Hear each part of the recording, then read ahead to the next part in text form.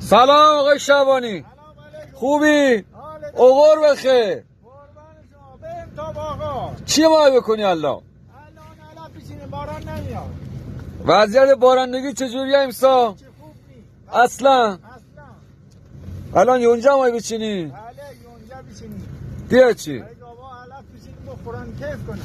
چهارپات پیره یا نه؟ 4 بار 18 سالشه. مدل چنده؟ مدل 59. راه نمیره از این میشه نه؟ بزن برم اینیم. مسابقه اولاغ ماشین، مسابقه. حالا نیا کنید همچنان آقای شعبانی زودتر به مقصد میرسه.